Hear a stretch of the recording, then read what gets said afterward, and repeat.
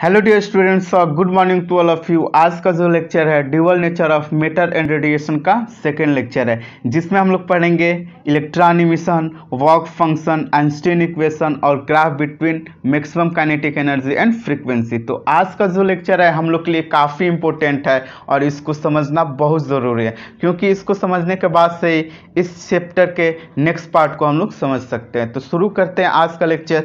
Electron emission. Electron emission, emission means क्या होता है? निकलना होता है। ठीक, तो the process of emission of electron from metal surface when a certain amount of energy is observed by the metal is called electron emission. Electron emission क्या होता है? प्रोसेस होता है जिसमें हम लोग किसी मेटल को एनर्जी प्रोवाइड करते हैं और कुछ अमाउंट ऑफ एनर्जी मेटल क्या करता है? एब्जर्व करता है, और एब्जर्व करने के बाद से मेटल से इलेक्ट्रॉन का इमिशन होने लगता है। इसी प्रोसेस को बोलते हैं हम लोग electron emission. Electron from metal surface does not depends on the intensity of incident radiation. इस बात को तुम लोग ध्यान देना, जो इलेक्ट्रॉन का इमिशन होता है किसी मेटल से, वो रेडिएशन के इंटेंसिटी पे डिपेंड नहीं करता है। क्या? रेडिएशन के इंटेंसिटी पे डिपेंड नहीं करता है। रेडिएशन में हम लोग कंसीडर कर सकते हैं अल्ट्रावायलेट रे, X ray, gamma ray, visible light. तो जब भी हम बात करेंगे रेडिएशन का, तो रेडिएशन के जगह तुम लोग ये समझ सकते हो। ठीक, but it is dependent on the energy of radiation. किस पे डिपेंड करता है? एनर्जी ऑफ रेडिएशन पे डिपेंड करता है। क्या? इलेक्ट्रॉन का इमिशन। अब कुछ प्रोसेस है जिसमें हम लोग इलेक्ट्रॉन को किसी मेटल से इमिट करा सकते हैं। तो पहला प्रोसेस है थर्मियोनिक इमिशन। पहला प्रोसेस है थर्मियोनिक इमिशन। इसमें क्या होता है कि हम किसी मेटल को थर्मल एनर्जी प्रोवाइड करते हैं। क्या करते हैं? किसी मेटल को थर्मल एनर्जी प्रोवाइड करते हैं। अब इस एनर्जी को मेटल क्या करता है? ऑब्जर्व करता है, और ऑब्जर्व करने के बाद से मेटल से इलेक्ट्रॉन का इमिशन होने लगता है। इस प्रोसेस को बोलते हैं हम लोग थर्मियोनिक इमिशन। और दूसरा होता है फील्ड इमिशन। इसमें क्या होता है कि हम हाई वोल्टेज क्रिएट करते हैं। क्या करते हैं? हाई वोल्टेज क्रिएट करते हैं। ठीक, हाई वोल्टेज के कारण इलेक्ट्रिक फील्ड हाई जनरेट होता है, जिसका रेंज होता है इलेक्ट्रिक फील्ड इंटेंसिटी क्या होता है? 108 वोल्ट पर मीटर। इतना इंटेंसिटी का इलेक्ट्रिक फील्ड जनरेट होता है, और इस फील्ड में हम लोग किसी मेटल को रखते हैं तो इस मेटल से इलेक्ट्रॉन का क्या होता है? इमिशन होने लगता है। इसी प्रोसेस को बोलते हैं हम लोग फील्ड इमिशन। उसके बाद से photo electric emission. Photo electric emission क्या होता है? किसी मेटल को हम लोग रेडिएशन इंसिडेंट कराते हैं, और रेडिएशन की एनर्जी को मेटल क्या करता है? एब्जर्व करता है, और एब्जर्व करने के बाद से मेटल से इलेक्ट्रॉन का इमिशन होने लगता है। इस प्रोसेस को बोलते हैं हम लोग फोटो इलेक्ट्रिक इमिशन। फोटो मतलब क्या होता है? फोटॉन। फोटॉन के वजह से जो इलेक्ट्रॉन का इमिशन होगा उसी को बोलते हैं फोटो इलेक्ट्रिक इमिशन। इस फिगर में हम लोग समझ सकते हैं, हम लोग यहाँ पे रेडिएशन लाइट इंसिडेंट करा रहे हैं, और लाइट का एनर्जी क्या होता है? E = h²। अब ये एनर्जी को हम लोग इस मेटल पे इंसिडेंट करा रहे हैं मेटल, और मेटल के अंदर ये पिंक जो दिख रहा है वो है फ्री इलेक्ट्रॉन। Free electron. ठीक, अब जैसे ही रेडिएशन की एनर्जी को मेटल एब्जर्व करेगा तो इलेक्ट्रॉन का मेटल से इमिशन होने लगेगा। इस प्रोसेस को हम लोग बोलेंगे फोटो इलेक्ट्रिक इमिशन। अब यहाँ पे देख रहे हैं जो इलेक्ट्रॉन इमिट हो रहे हैं, ये इलेक्ट्रॉन जो इमिट हो रहे हैं उसको बोलते हैं ejected photo electron. Photo electron क्यों बोलते हैं? ये जो इलेक्ट्रॉन का इमिशन हो रहा है वो फोटोन के वजह से हो रहा है, और फोटोन क्या होता है? पार्टिकल होता है। ठीक, इसलिए इसको बोलते हैं हम लोग इजेक्टेड फोटो इलेक्ट्रॉन। हम लोग ने देख लिया इलेक्ट्रॉन इमिशन क्या होता है, किसी मेटल से हम लोग इलेक्ट्रॉन को इमिट कैसे कर सकते हैं। नेक्स्ट हम लोग डिस्कस करते हैं वर्क फंक्शन। तो वर्क फंक्शन को समझने के लिए एक एग्जांपल को कंसीडर करते हैं, और एग्जांपल के तौर पे हम लेंगे एक गेम को जिसको तुम लोग ने कहीं ना कहीं देखा होगा या खेला भी होगा। इस गेम में क्या होता है कि दो बॉयज़ होते हैं, बॉय ए और बॉय बी।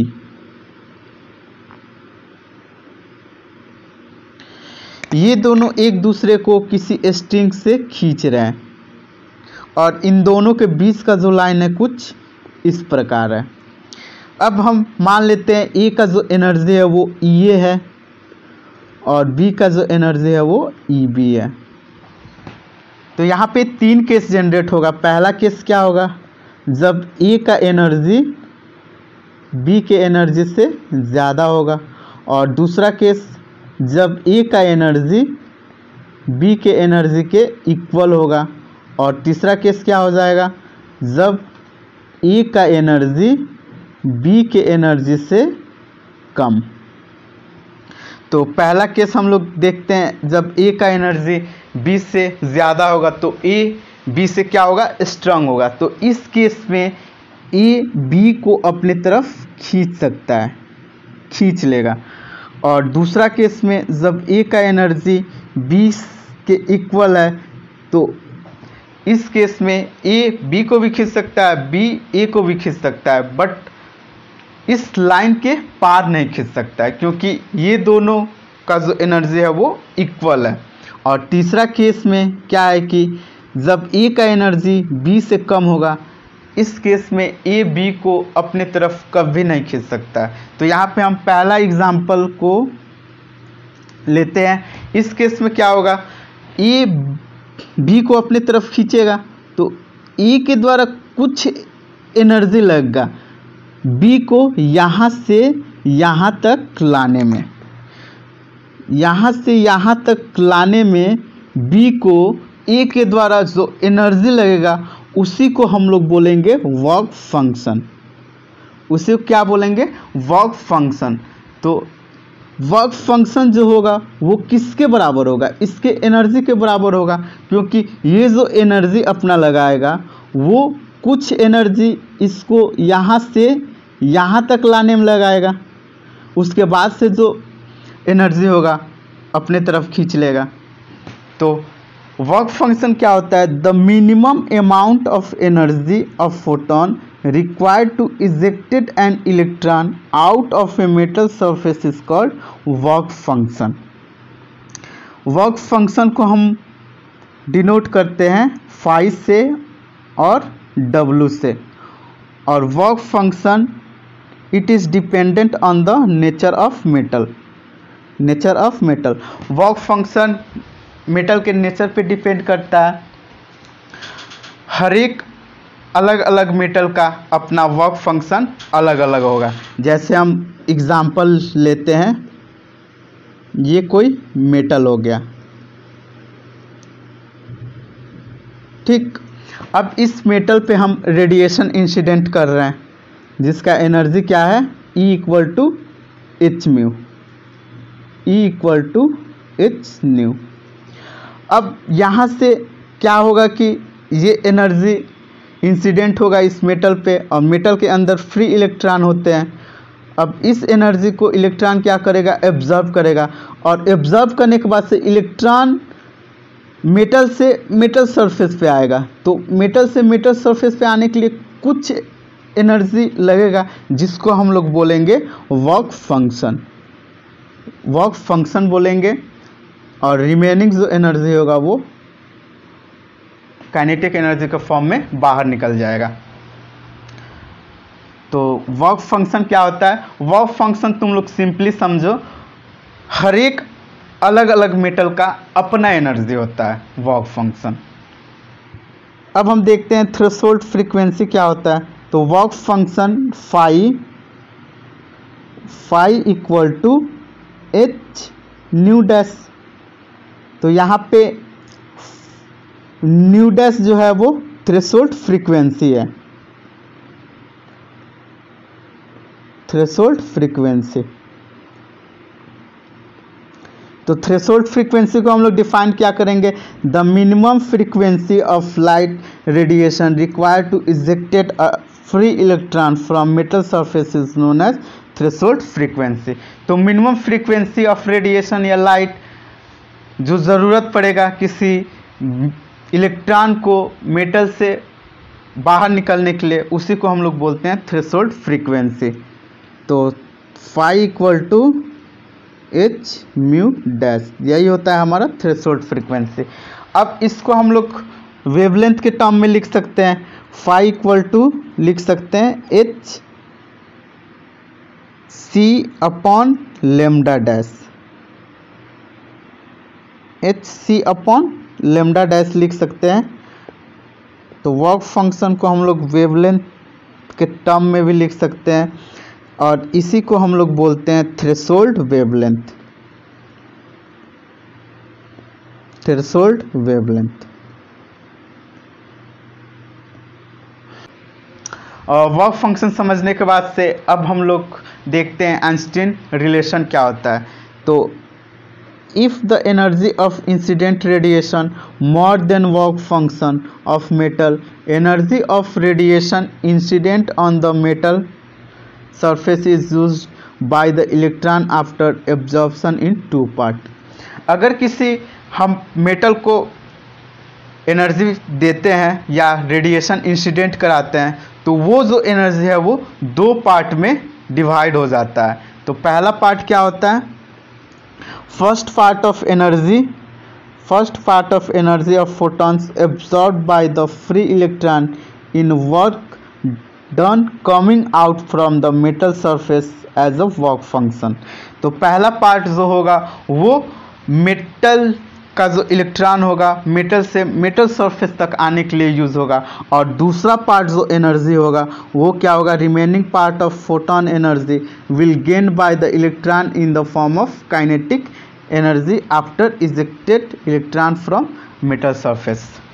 तो हम लोग ने पीछे वाले एग्जाम्पल में देखा था, जैसे ये कोई मेटल हो गया, मेटल को हम एनर्जी दे रहे हैं E equal to H nu. अब ये जो एनर्जी है वो वर्क फंक्शन से क्या है, ज़्यादा है, वर्क फंक्शन से क्या है, ज़्यादा है।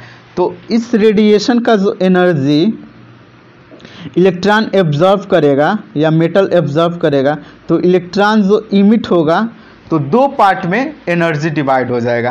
पहला पार्ट इलेक्ट्रॉन को मेटल से मेटल सरफेस पे आने के लिए यूज़ होगा, जिसको हम लोग बोलेंगे फाई, जिसको क्या बोलेंगे फाई। और दूसरा पार्ट जो एनर्जी का बचेगा वो हो जाएगा इलेक्ट्रॉन को काइनेटिक एनर्जी के रूप में चेंज हो जाएगा।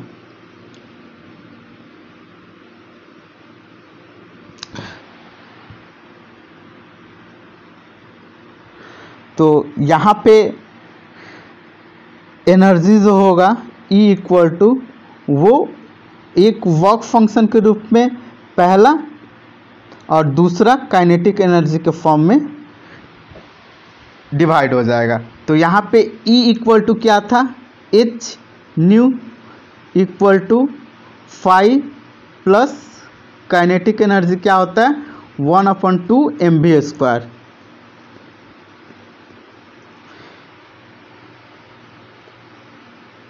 फाई क्या है, यहाँ पे वर्क फंक्शन है, और जो काइनेटिक एनर्जी है वो maximum kinetic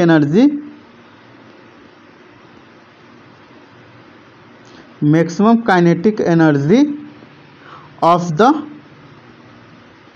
ejected electron.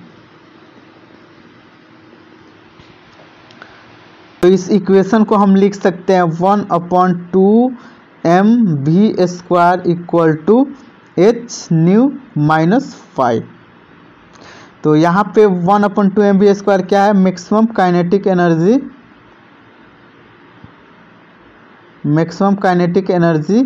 H nu minus work function क्या होता है H nu dash. Nu dash क्या होता है, थ्रेशोल्ड फ्रीक्वेंसी होता है। तो यहाँ पे 3 केस जनरेट होगा। पहला केस जब frequency of radiation is greater than threshold frequency, तो इस केस में क्या होगा, इलेक्ट्रॉन का इमिशन होगा। और दूसरा केस क्या हो जाएगा, जब रेडिएशन का फ्रीक्वेंसी थ्रेशोल्ड फ्रीक्वेंसी के इक्वल हो। तो इस केस में जो इलेक्ट्रॉन होगा वो मेटल से इमिट नहीं कर पाएगा। और तीसरा केस क्या होगा, जब रेडिएशन का फ्रीक्वेंसी म्यू डैश से कम है। तो इस केस में इलेक्ट्रॉन का इमिशन पॉसिबल ही नहीं है। जैसे हम लोग ने एग्जाम्पल कंसीडर किया था जिसमें ए और बी बॉय थे, तो ए का एनर्जी बी से ज़्यादा था तो ए बी को अपने तरफ खींच लेगा।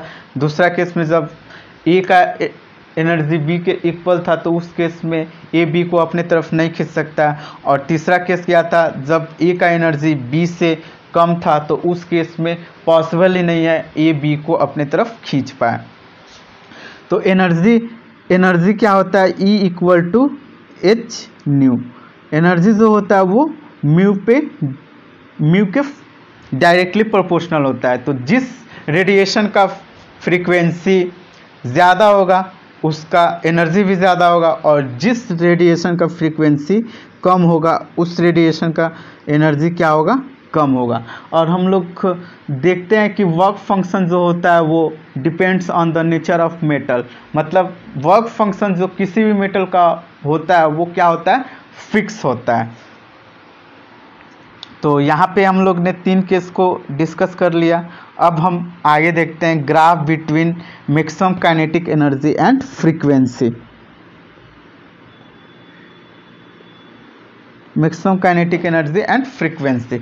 तो यहाँ पे हम लोग को ग्राफ किसके बीच प्लॉट करना है, मैक्सिमम काइनेटिक एनर्जी और फ्रीक्वेंसी के बीच। तो ये हो गया फ्रीक्वेंसी म्यू और ये हो गया मैक्सिमम काइनेटिक एनर्जी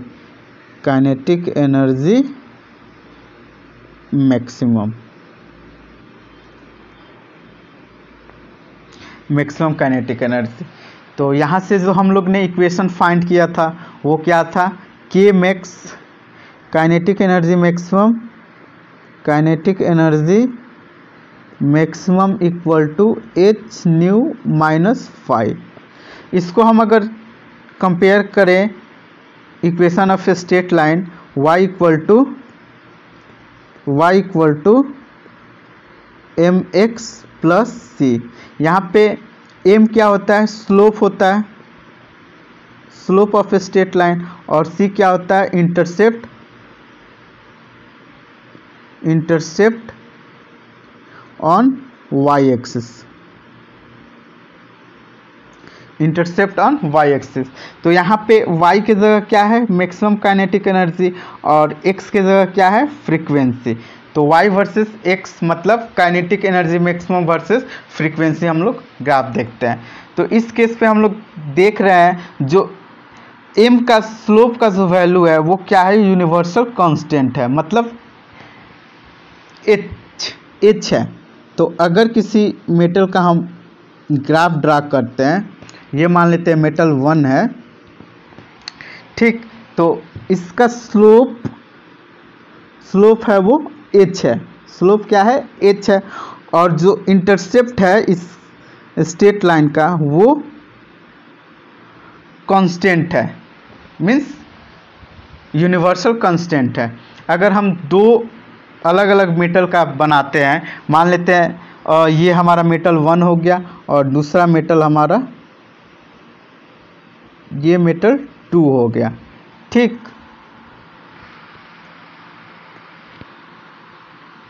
तो इस केस में भी इसका स्लोप जो होगा मेटल 2 का वो क्या होगा, कांस्टेंट ही होगा, मतलब पैरेलल, एक दूसरे के पैरेलल होंगे। इसका भी स्लोप क्या होगा, h होगा।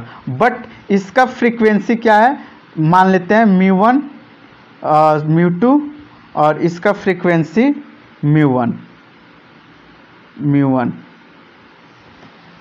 तो और ये जो फाई दिख रहा है वो इंटरसेप्ट ऑन y एक्सिस है। तो यहाँ पे हम लोग निगेटिव देख रहे हैं, निगेटिव साइन है, इसलिए जो इंटरसेप्ट है वो बिलो y एक्सिस है, बिलो x एक्सिस है।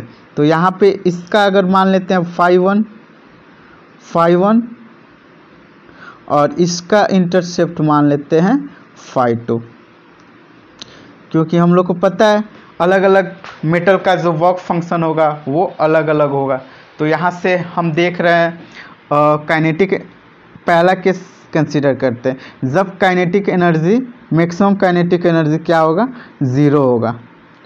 मैक्सिमम काइनेटिक एनर्जी क्या होगा, ज़ीरो होगा। तो इस केस में क्या हो जाएगा, जो एच न्यू होगा वो एच न्यू डैश के इक्वल होगा।